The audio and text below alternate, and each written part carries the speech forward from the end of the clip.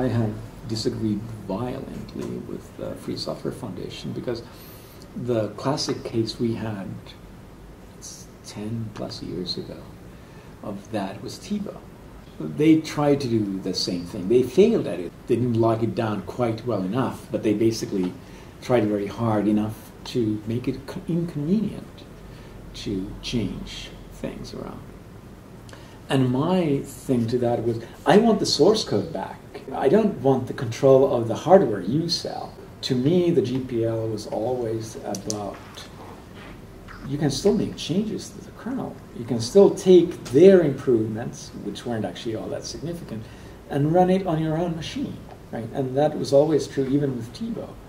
While the FSF felt that they locked the hardware down, so now you couldn't make changes to that particular piece of hardware, and you couldn't update that particular piece of hardware anymore, so it was evil.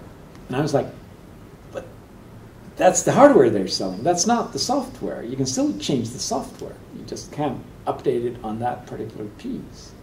So this is a fairly fundamental disagreement, and it's the fundamental disagreement that caused the whole GPL version 3 split, which was saying, we disagree so fundamentally on this that I can never use GPL v3 because the way you wrote the GPL v3 was explicitly to stop this thing that I thought was okay, and was in fact part of the whole contract with people that you can use Linux any way you want. If any way you want includes saying, you can't change it on this machine, that's fine. I mean, an extreme case of not changing it on this machine is actually burning it on a ROM and just making it physically impossible to change. And I'm okay with that too. And surprisingly, the FSF is actually also okay with that. The FSF's position is that if nobody can change it, it's okay, right? But if somebody can change it, then everybody has to be able to change it. To me, that whole standpoint made no sense at all, and I actually think they're clinically insane, some of those people. And the FSF pushed very hard for GPL projects to upgrade to V3, to the point that I had some interaction with them that I felt dirty after talking to them. I felt like, wow, these guys are pushing drugs. License choice is, to me, something very important and sacred.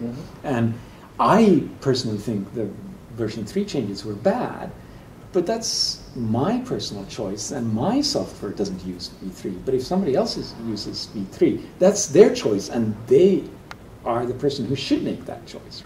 And once you do make the choice, and you think that I want my software to not be used in a situation where it gets locked down, then you should take people to court if they actually violate your license. I'm not disagreeing with the version 3 changes in that respect. I'm saying it's a choice, and it's a choice I choose not to make because I have fundamentally different opinions of how things should be done. But it's a choice that I don't dispute other people can make for their projects. I'm perfectly fine with the version 3. I think it's a stupid license.